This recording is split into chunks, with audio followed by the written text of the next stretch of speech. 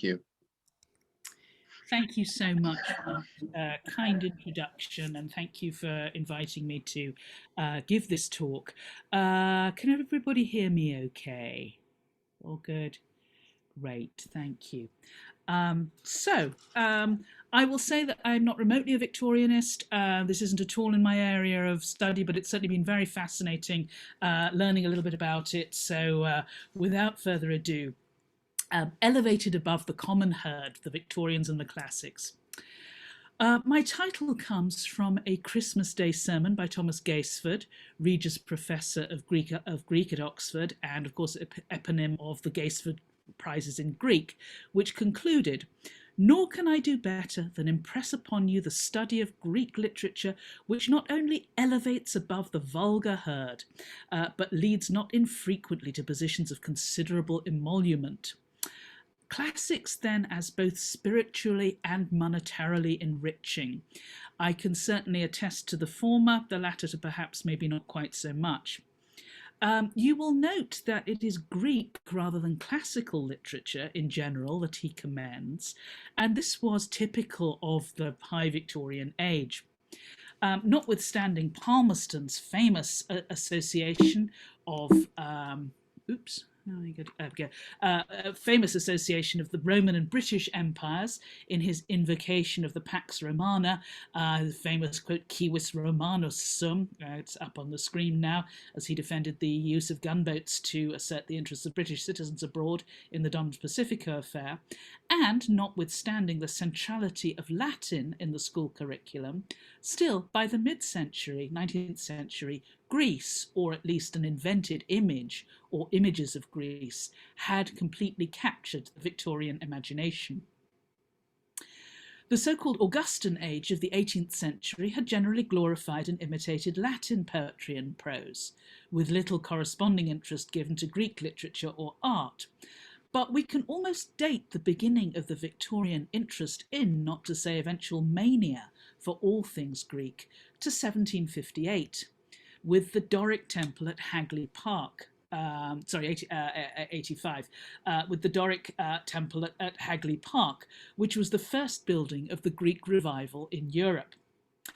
This was designed by James Stewart after he had spent 2 years in Athens sketching all the remains of Greek buildings with his friend Nicholas Revett, and it was modelled after the Temple of Hephaestus in Athens. I think you can clearly see this is their own drawing of the Hephaestion there. Fashions change. People get tired of the same old things. Italy itself and its antiquities had become now a little commonplace as a destination for travellers. So now, of course, it was Greece's turn. After all, Rome itself had shown huge admiration of Greece, and so, by a sort of natural process, Greece gradually became the new destination, at first quite an exotic destination, whose inhabitants could be described as Shelley as, quote, glorious beings whom the imagination almost refuses to figure to itself as belonging to our kind. Greece could easily become imagined as a place of perfection, perfect beauty, art, and an extraordinarily intellectual brilliance. An image, of course, that itself derives from 5th century BCE propaganda about Athens, disseminated by Pericles, as memorialized in Thucydides' history. That, of course, is another story, and indeed actually the story of my most recent book. So, starting from the later 18th century, Greece becomes a place to enjoy and imagine. And indeed, one could do it as much from one's own armchair as actually going there in the flesh, given that conditions there were basically really quite uncomfortable and primitive. This was, in fact, still true in the 1950s when my mother first went there. It's really only been in the last 50, 60 years or so that Greece has enabled more comforts for tourists. And of course, this part of southern Europe had made fewer gains from the Industrial Revolution than the north had, so it was easy to see Greece, both as old and romantic, its glories long in the past, but also as a kind of eternal, unchanging paradise, not like the hustle and bustle of the modern world. This is, of course, also the time of renewed literary interest in Homer as pure, primitive, real, vigorous, quite different from that namby-pamby derivative Virgil stuff. In his long poem Childe Harold, Byron, one of the great 19th century Philhellenes, here he is in his Homeric helmet rather wonderfully, gives Greece the very elevated romantic description of haunted holy ground. That said, he isn't always so romantic about Greece. Elsewhere, he writes rather unflatteringly about the scenery of Attica and compares the Parthenon rather unfavourably with the Mansion House in London. And there you are. You can decide which you think is finer. This imagined ancient Greece, set atop the modern country and very much elided with the modern country, was of course a prime stimulus for European involvement in the Greek War of Independence in 1821, to which Lord Byron contributed some £20,000 of his own money and ultimately his life. He's been rewarded in Greece today for that by his own statue in Athens. Here he is on the left-hand side in modern Greek dress, and in countless streets all round Athens to Lordos Vironos, Lord Byron. They are everywhere. From 1807, Lord Elgin's plunder began to adorn the British Museum. The sculptures filled Keats with, quote, a dizzy pain. In fact, Byron was, interestingly, an early proponent of their return to Athens.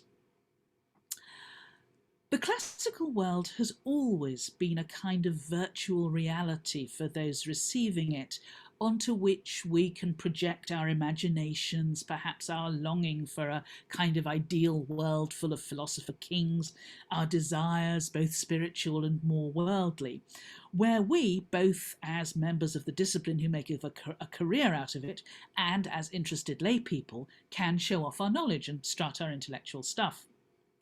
Greece is also the repository of a huge volume of material for artists of every type to rework and put their own stamp on, just as the original myths were a similar repository for the Greeks and Romans themselves to recreate and reform.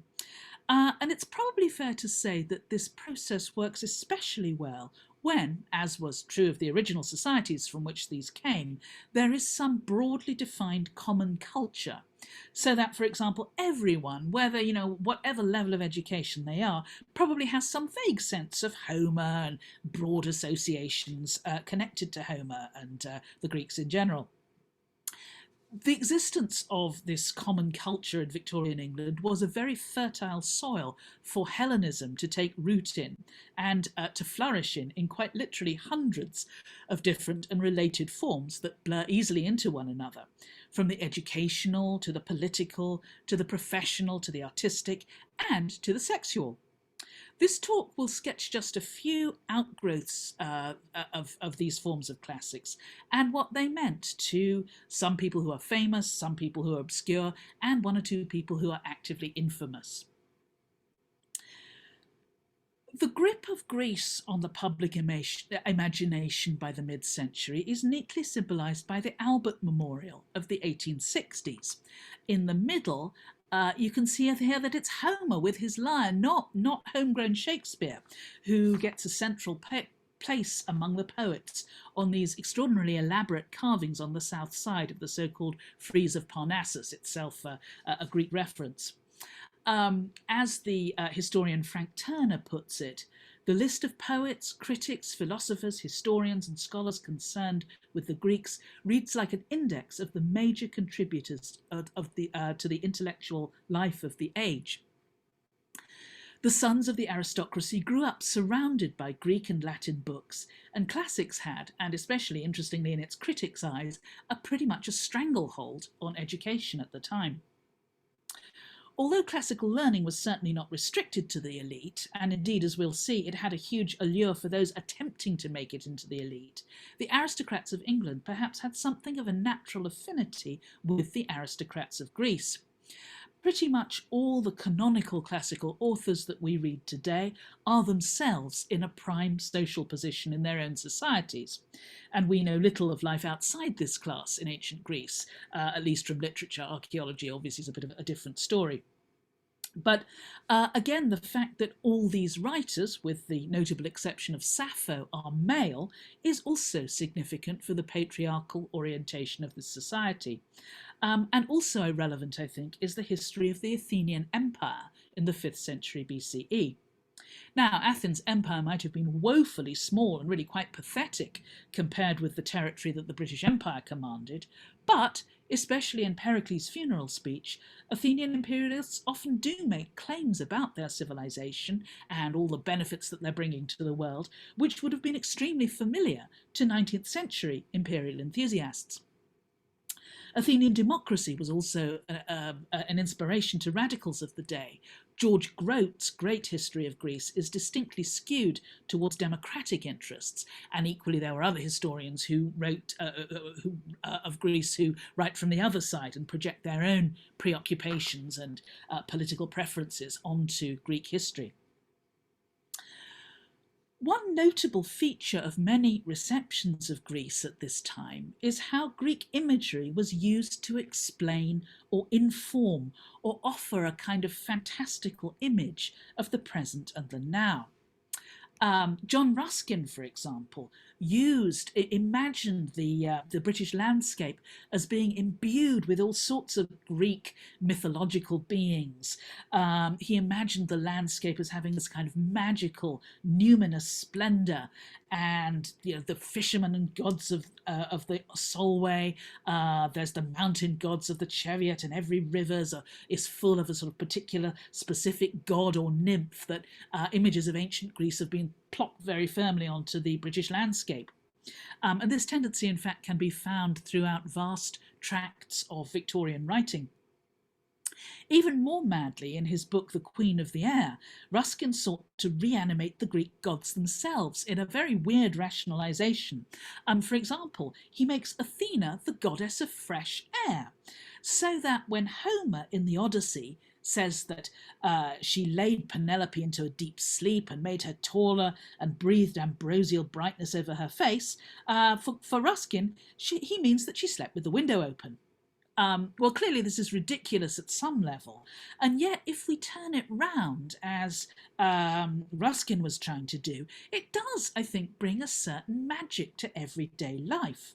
Whenever you throw your window wide open, you let in Athena. She's wisdom, she's fresh air, and whenever you draw a full breath, you take Athena into your heart.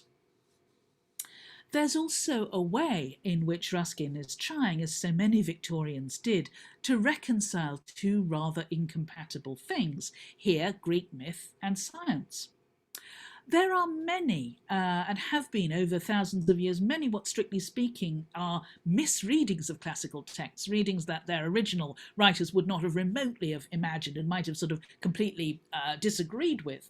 Certainly this isn't confined to the Victorian era, but it's part of the tremendous malleability of these ancient texts and art that it is so easy to rework them or reference them when moderns are looking to make their own meaning out of them. Though it's true that moderns don't always make their own meaning out of them with perhaps the best intent or result or even logic. For example, Thomas Carlyle opined that the French Revolution was a natural Greek drama with natural unities, whatever that was supposed to mean. From a more self-serving perspective, we might consider Shelley's use of Plato. Plato's Symposium offers a hugely influential theory of love, which prescribes that a man should begin by loving one particular beautiful person, and then he should graduate to move to loving many, because after all, they're all equivalent forms of examples of the form of beauty. And then from there, he should leave those bodies behind.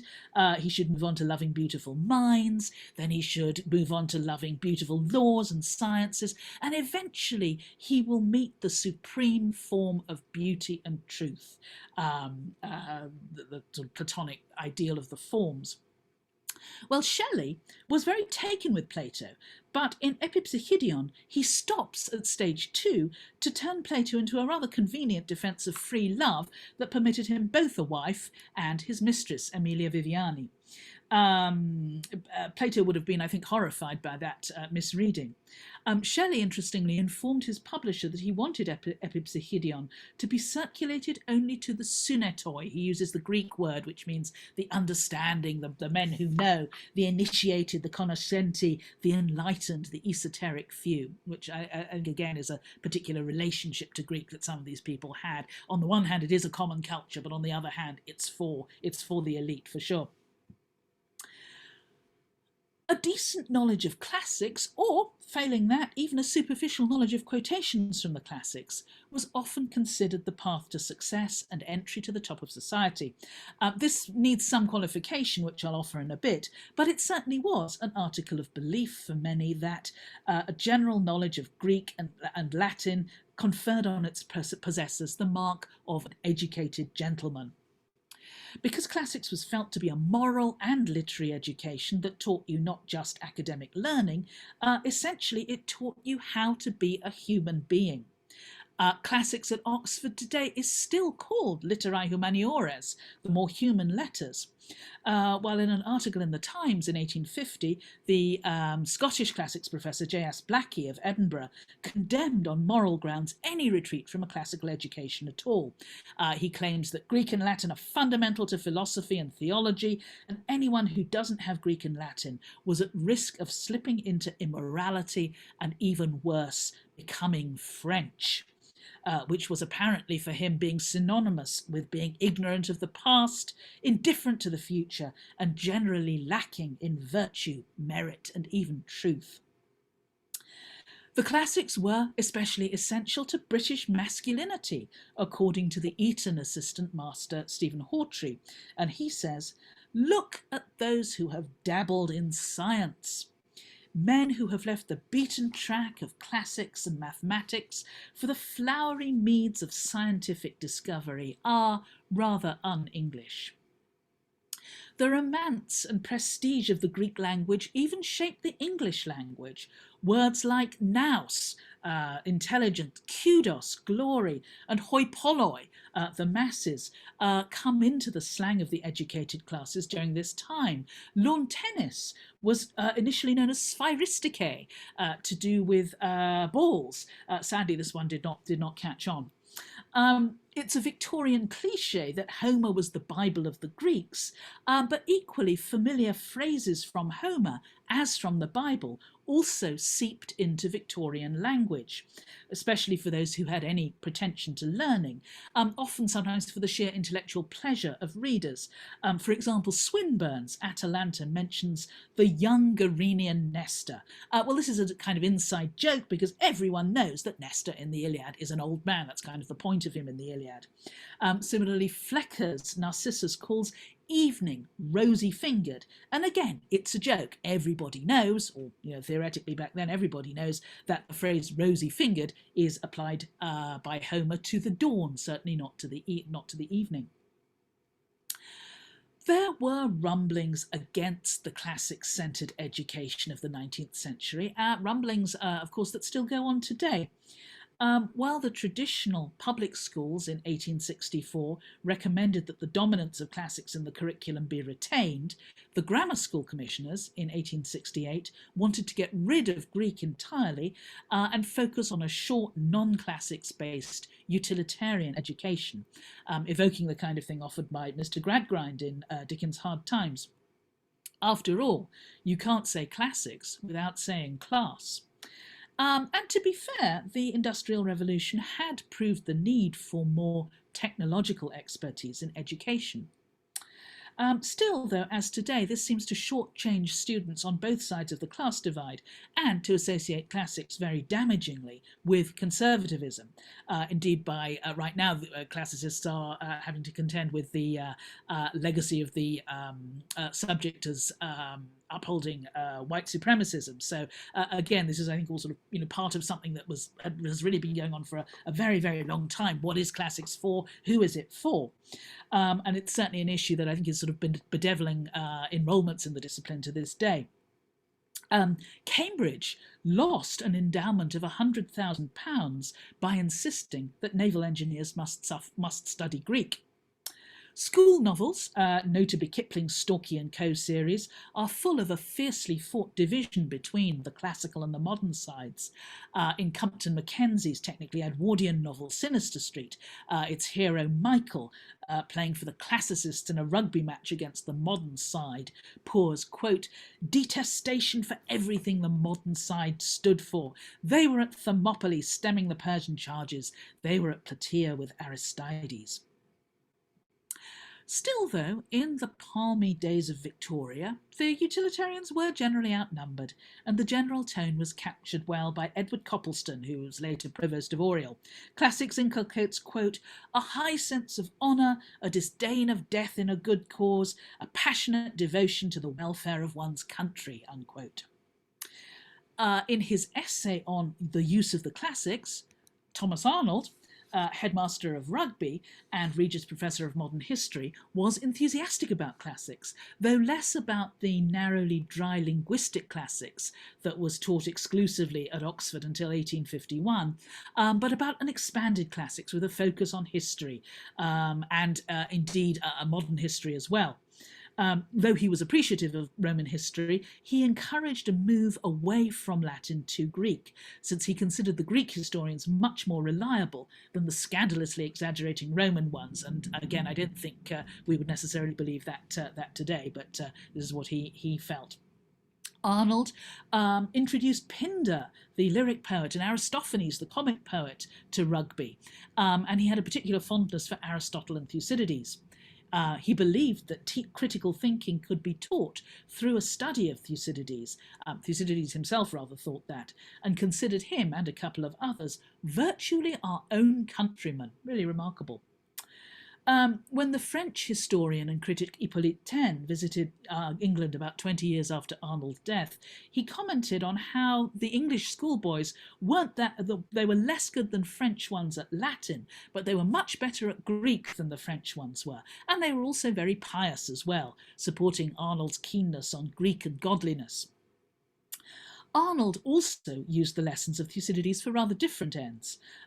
Grote's history was very kind of big on the triumph of democracy at Athens, again that marvellous malleability of classics. But in 1819, as agitations for a reform bill started to happen, Arnold argued, using Thucydides' account of the demagogues of Athens, against any such move towards democracy, arguing that Greek and Roman history showed the dangers of premature concessions to people's rights.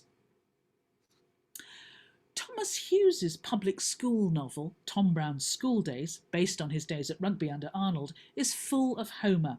Its climax, where its hero Tom wallops the bully Slogger Williams, is preceded by a scene in which they are translating the Iliad, and Tom's delicate friend George Arthur cries over Helen's lament for Hector.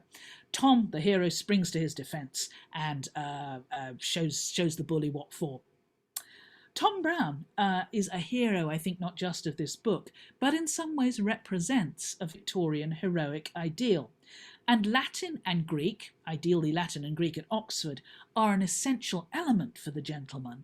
But these need to be balanced with cricket and all the other games. Being an all-rounder is the thing. This ideal of being an all-rounder can be traced right back to Iliad 9 and the ideal represented to Achilles, to be a speaker of words and a doer of deeds.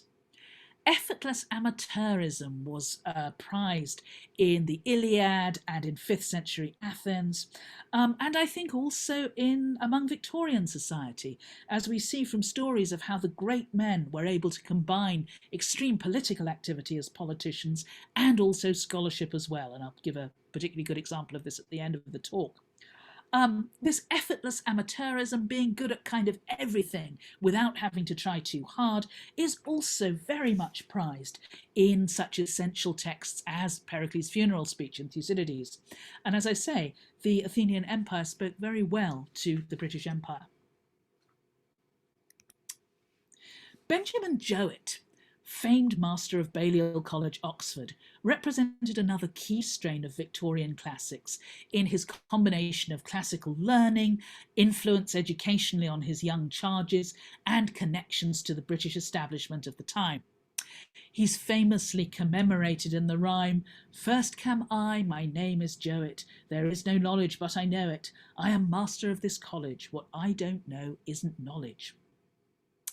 Joett's pupils spanned the British government and the British Empire, extending his influence directly or indirectly, literally all over the world. Classics at Balliol leads to high office, and in turn, high office leads back to Balliol, as the establishment keeps reproducing itself in subsequent generations of political and other luminaries.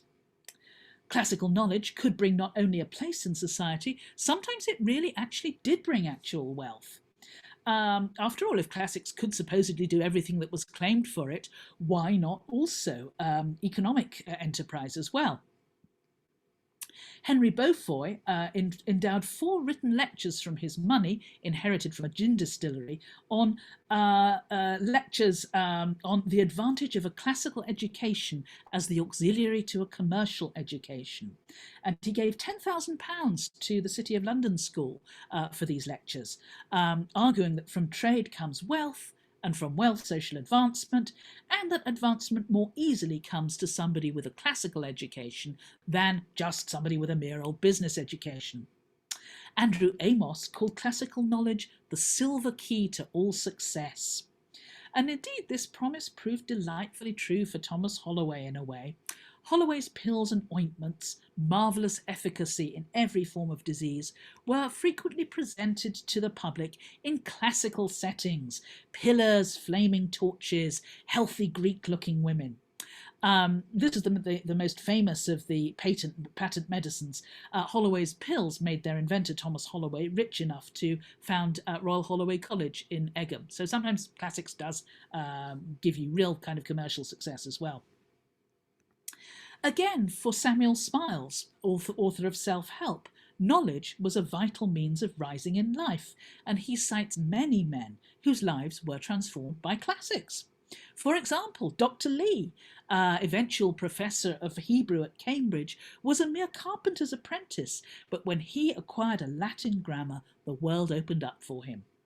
Dr. Livingstone, sent to work in a Glasgow cotton factory at 10, used his first wages to buy, yes, you've guessed it, a Latin grammar. There is, I think, a pleasing democracy about this. Classics can help anyone if they put their minds to it. Quite apart from anything else, classics certainly helped preferment in the Anglican Church. Here is C.J. Blomfield, the so-called Greek play bishop, seen here in a rather strange sort of classico-episcopal costume. And on the right-hand side is his edition of the Prometheus Band, still in print, in fact. Though technically, of course, they were entirely incompatible, the Victorian age saw a very close association of classics and Christianity, something that even in the later 1980s, my dissertation supervisor Sir Hugh Lloyd-Jones was still tilting very firmly against as a baneful influence on classics. Thomas Gaisford was Dean of Christ Church as well as Professor of Greek. Some certainly did see a conflict between classics and Christianity. Ruskin once asked which a parent would prefer to be taught, Pan or Christ, pointing out that a classical education has to deny Christ and is therefore a bad thing. One visitor once asked Gladstone where he would have liked to live in the ancient world, or what date he would have liked to live in the ancient world. When he chose 5th century Athens, the visitor rather reprovingly chose the day of Pentecost instead, and Gladstone hastily corrected himself and found a nice Christian day instead that he would have liked to have been in. The other side of the classical coin is Jude in Thomas Hardy's novel, who fantasise about leveraging his classical knowledge into a DD, maybe even one day a bishopric, and we all, of course, know what happens to him in the end. The truth was that in spite of what was said about it, while a classical education was certainly a plus as a stamp of a gentleman, it generally wasn't enough to get you there. And the classicists who did prosper tended already to be of the elite, or at least to have created careful contacts in the elite. Blomfield, for example, was very careful to cultivate lords and officiate in fancy churches where the lords hung out. It might be fair to say that classics was maybe more of a key to social stability than to active upward mobility. Jude is a fictional classics casualty. No emoluments for him, obviously. But there were real-life casualties as well. Theodore Buckley, for example. Buckley was discovered when he was 20 in the British Museum by a man called George Burgess, and he had taught himself Latin from the age of 12 onward and had achieved such great brilliance that he was about to publish a really phenomenal treatise on Apuleius. And Buckley became Burgess's protege, and Burgess got him lots of support from patrons of ancient literature all over London, and he becomes something of a celebrity in London. Eventually, he becomes known to the Dean of Christ Church, and the Dean offers him a place and support at Oxford, purely on the fact that he knows Latin and Greek so well. And off he goes to Oxford. Unfortunately, at Oxford, he finds out some hard truths about social elitism, and he gets very fed up with being a kind of mascot to the rich and forced always to be a kind of able, grateful, poor client of them. And he rather ends biting the hands that feed him. He starts writing these satirical books mocking Oxford and all the ambitious young men here. And although he does keep up his classics to the rest of his life, he also takes up alcohol and opium. He leaves Oxford for London. He becomes a rather sort of seedy journalist and died broke at the age of 30. Classics was, and remained until relatively recently, a man's world, but there were some occasional exceptions. Some exceptional female classicists, notably Jane Harrison, were able to escape from the confines that Victorian society had made for them. She achieved great academic success in Cambridge at the recently founded Newnham College, and managed to find relative independence and fulfilment in life, in spite of the blatant barriers that were set against her. For example, men like Oscar Browning of Eton and then King's College, Cambridge. Browning had a knack for picking clever schoolboys who would grow up to rule the world. Here he is with the young George Curzon, who would become George Curzon, the later Viceroy of India. And Browning commented very approvingly in his autobiography on the splendid connection between the great representation of Etonians among the rulers of India and their classical education. Oscar Browning notoriously marked any female candidates down in exams, and once, when called out on how he had managed to mark all the women's papers so remarkably quickly with such uniformly lousy marks, cheerily attributed it to his own genius as an examiner. But there was a reason, I think, there's a reason, I think, why classics is particularly associated with gentlemen. In George Eliot's novel Middlemarch, when Dorothea asks her husband about Greek accents, she has, quote, a painful suspicion that here there might be secrets not capable of explanation to a woman's reason. These claims die hard. When my mother was up at Oxford in the 1950s, and I think it's fair to say that Oxford had not perhaps completely shaken off its Victorian past even then. My mother had a very, very strong background in Latin, but she learned Greek in about a year or so, and this speed learning meant that she had no background in Greek accentuation. And though one should use Greek accents, it is actually quite possible to get by without knowing a whole lot about them. But when she explained this to her teacher, the response was, "Ah, ladies' Greek." Classical learning could even mitigate sentences for murder. J.S. Watson was the author of many rather dull volumes on classical subjects, but he's best known as the Stockwell murderer, who bludgeoned his wife with a pistol, failed in a suicide attempt, and was eventually tried, imprisoned, and died of an accident with a chamber pot in prison on the Isle of Wight.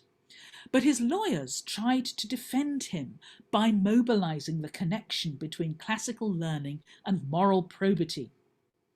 Watson's scholarship became his defence, and his publisher, William Longman, tested as a character witness about his considerable learning and how that really ought to kind of soften any punishment for actual wife murder that he deserved. And though he was convicted in the end, the jury urged mercy and clemency in the light of his previous good character as a blameless classicist. As for 5th century Greeks looking back to Homer, so for the Victorians looking back to the Greeks. Homer's people were heroes, and thus too all the Greeks were heroes to them.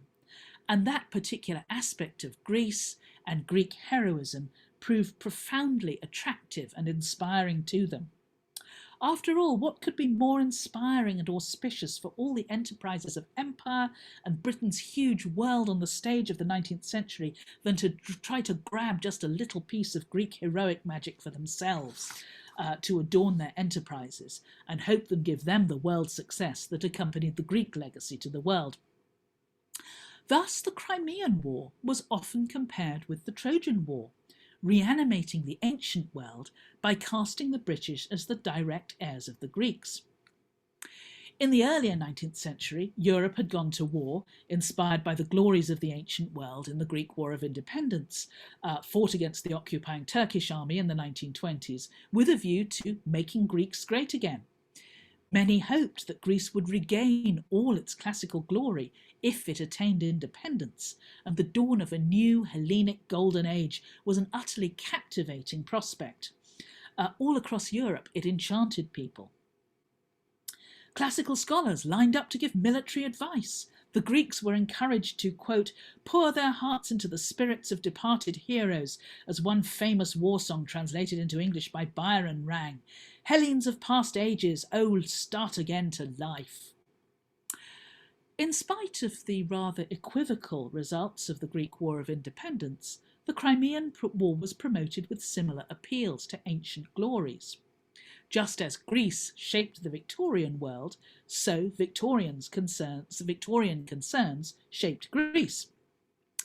Now, since the Crimea did not offer all those lovely ancient buildings that Greece had in abundance, new scholarly theories now come to pass, claiming, for example, that the Odyssey's geography was in fact based on the geography of the Crimea and its environs, and archaeological expeditions were also sent out to find, and in some cases invent, sites and artefacts. To do so was to invite British viewers to claim a new landscape for their own. In the Greek War of Independence, Philhellenic rhetoric had fostered a sense of ownership of the landscape of Greece. Shelley famously proclaimed, "We are all Greeks." Purely economic motives also now shape both politics and classical learning. Ancient Colchis, where the Argonauts were, is in the region of the Crimea. So some now theorise that Jason and his Argonauts, the real meaning of that myth was that they were actual traders, and attention was turned both to old economic glories and the prospect of a new, improved and highly beneficial to Britain prospect of the Crimea's possibilities. Quote, the Crimea, which in antiquity was the granary of Athens, and whose natural fertility is nowise diminished, does not produce a 10th part of what it might do, remarked the Daily News in September 1854. Such so-called development projects and their accompanying colonial ideology were justified by appealing to a purported revival of the ancient past, of the deeds of the ancient Greeks.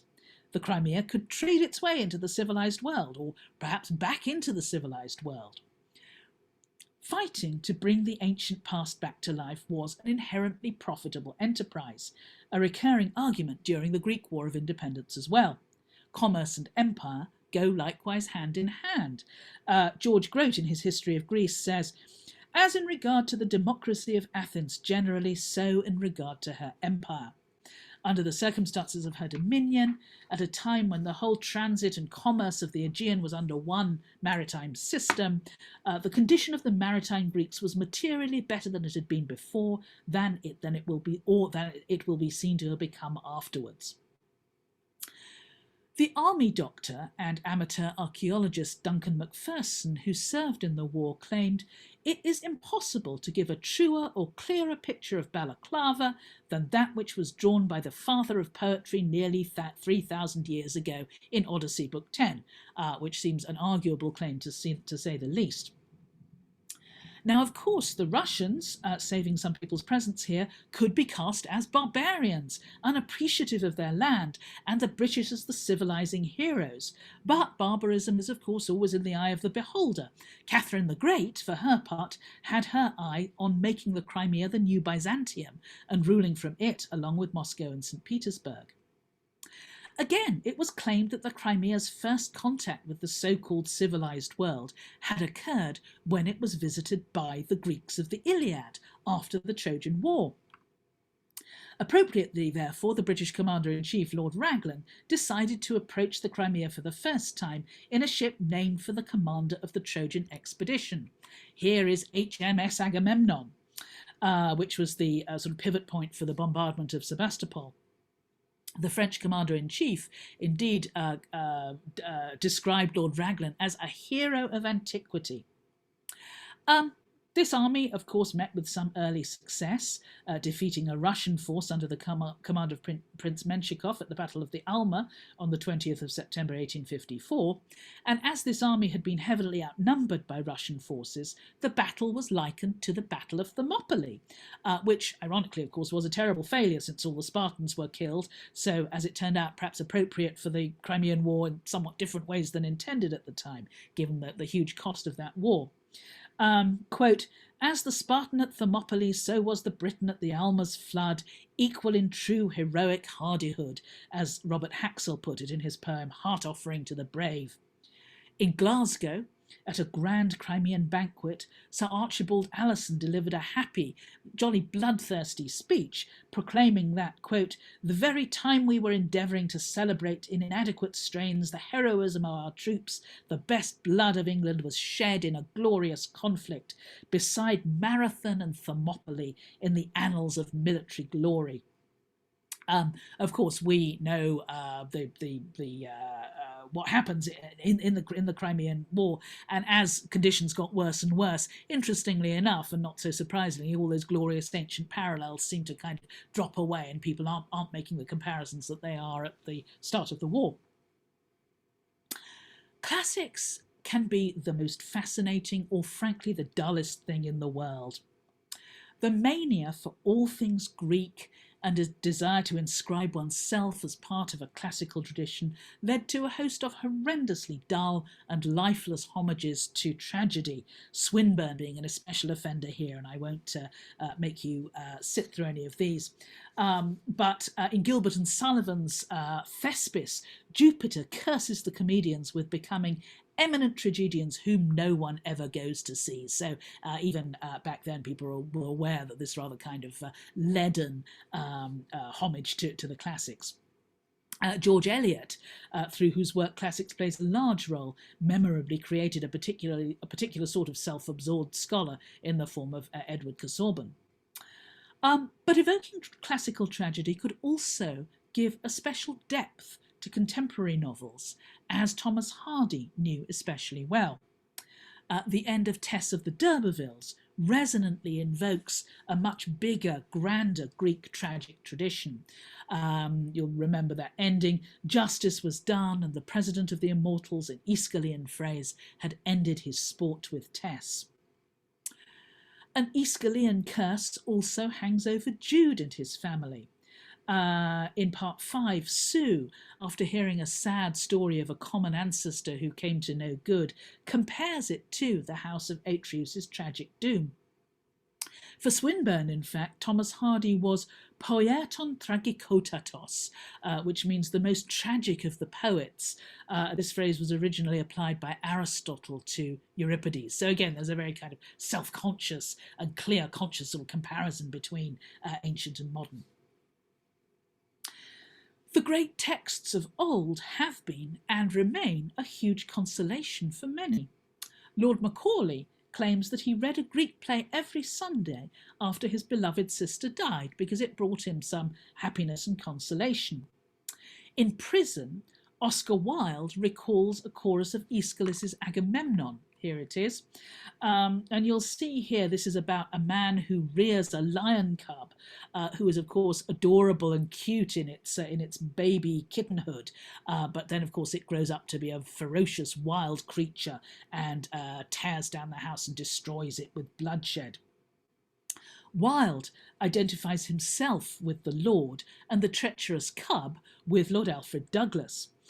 Indeed, in his prison writings, he sees himself as the protagonist of a Greek tragedy, a great man brought down by a tragic error. Note not the fatal tragic flaw that the Aristotelian word hamartia is often translated as, but a mistake, a tragic mistake. And in De Profundis, he complains of all the luxuries, all the nice food and lunches and fun and leisure that he wasted on his greedy, ungrateful cub of a Bosie.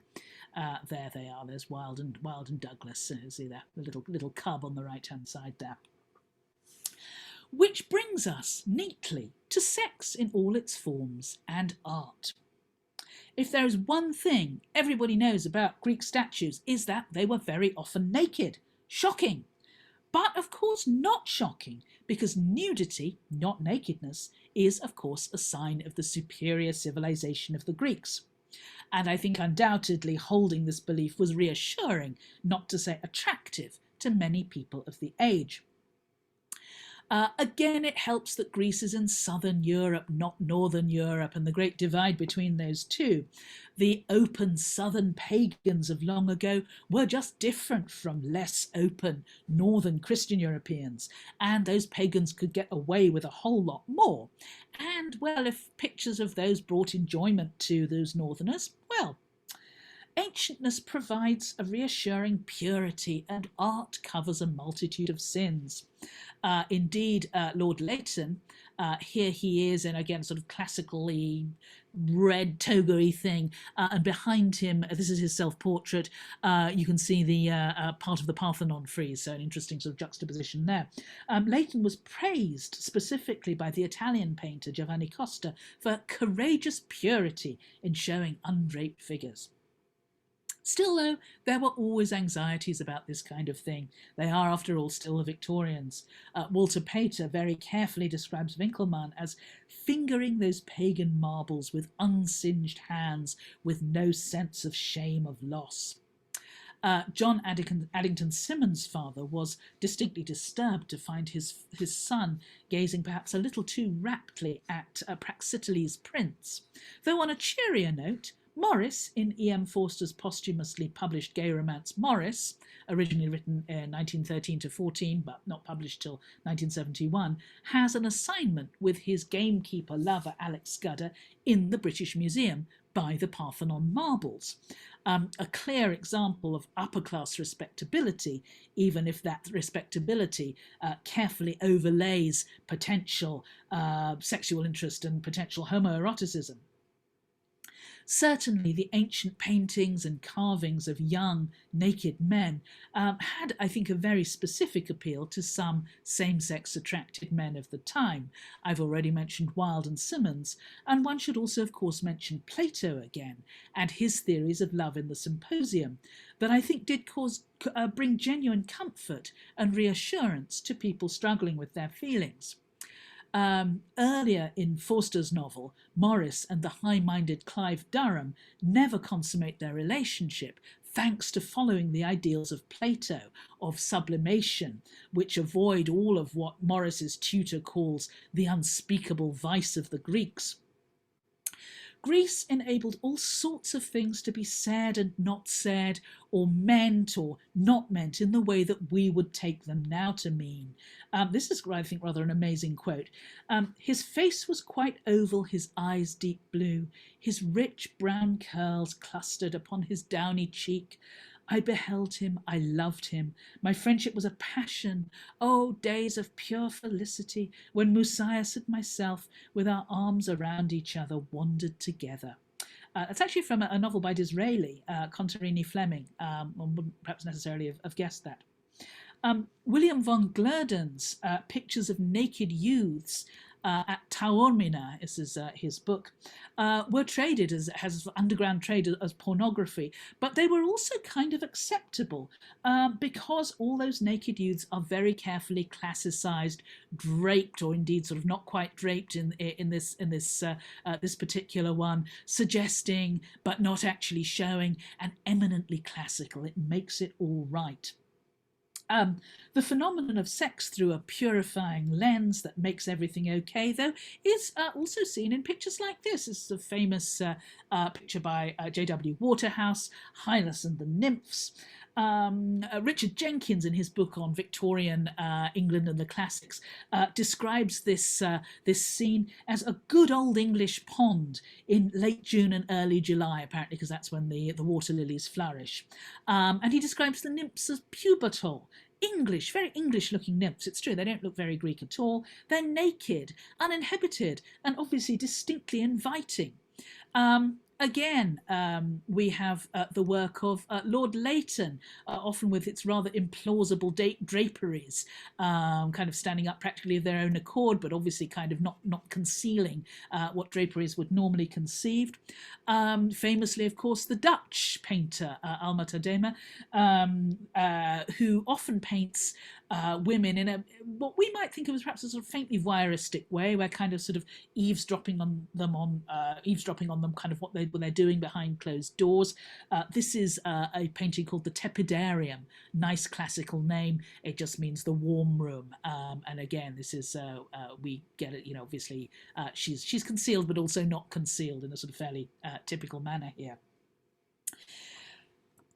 Greek statues, in their supposed purity and whiteness, light and silence, their youth and static, timeless quality, were perhaps sometimes a kind of relief from the stresses and strains of modern life. It's no accident that in Oscar Wilde's novel, Dorian Gray's beauty is frequently compared to that of a statue, something that never changes. And moreover, of course, if Gray is like a statue, then Lord Henry Wotton can be his Pygmalion and bring that statue to life and make of it what he will. As Tracy noted a couple of weeks ago, the myth of Pygmalion is particularly popular as a theme among Victorian men. Burne-Jones did a series in which the model here, seen as Galatea, as Pygmalion in clothing, Galatea, of course, naked there, was in fact his own mistress at the time. I think it doesn't take a Freud to see why this theme is very popular. The heart desires, the hand refuses, the Godhead fires, and then finally the soul attains. Note, of course, not the body that attains, but the soul, quite helpfully there. Richard Jenkins cites Swinburne's own appreciation of George Frederick Watts's painting The Wife of Pygmalion. Here she is. Swinburne calls her soft but severe, amorous and chaste, all at the same time. Just, of course, like a supposedly real woman should be. Such conflicting expectations, perhaps not entirely confined to the Victorians. Classical texts were integral to the lives of the great politicians of the age. Lord Derby, Prime Minister 3 times, published a blank verse Iliad. Lord Macaulay gave Charles Trevelyan, the governor of Madras, a copy of Homer to take with him to India, to his huge pleasure. But of course, our number one exhibit here is Gladstone. Here he is again, ring compositional. Gladstone claimed to have read the Iliad 25 to 30 times. Now, I've read it more often than that, but it is, after all, my day job, and I'm not having to sort out the Irish question alongside it. Gladstone's work on Homer is huge, many articles, some 5 books, amounting to some 1,700 pages. His diary entry for New Year's Day, 1874, reads, "Worked on Homer, Apollo, etc., then turned to the Irish business and revolved much." Indeed, Richard Jenkins even suggests that his decision to withdraw from the leadership in 1875 was influenced, or at least consoled, by the prospect of more Homeric study relating to the brand new and spectacular discoveries of Heinrich Schliemann at Troy. Homer illuminated Gladstone's view of many affairs of contemporary government. As Queen Victoria's minister, he was pleased that the Odyssey, in his eyes, accepted female sovereignty, while the famed rescuer of fallen women noted with approval that there was none of that sort of thing in Homeric times. His love of Homer also meant that he tended to support modern Greek claims over Turkish ones. So again, classics having a direct influence on contemporary politics. He very deliberately also sought to ally Homer with Christianity. He suggested that Jupiter, Neptune, and Pluto were a kind of memory, or I suppose prefiguration, of the Trinity, while Minerva, Athena, was Logos, or the Holy Spirit, and Apollo was a kind of messiah figure, a saviour and destroyer. Now, just a moment's thought about the Greek gods will suggest that this is a very tricky proposition indeed, but fear not. Gladstone argues at length that Apollo's rape of Marpessa was not sensual. So that's okay then. Gladstone wanted to believe that fragments of an eternal Judeo-Christian truth were already to be found in the poetry of Homer, so that all of humanity shared some single original religion in which Christ and Apollo, the Bible and the Iliad were all kind of contained as one and did not contradict each other at all. And he, in his confidence in his intellectual powers, aimed to reconstruct that tradition. Edmund Richardson claims that, quote, Gladstone's highly public scholarship was a performance of his identity and his power. The great man who could make every one of the great books intelligible. His appeal to the unity of tradition was a key part of this power play, an insistence that legitimate access to the past had to follow one route alone, that laid out by him. I'd also suggest that this viewpoint, this kind of both-and viewpoint, is very much rooted in the can-do spirit of the 19th century empire.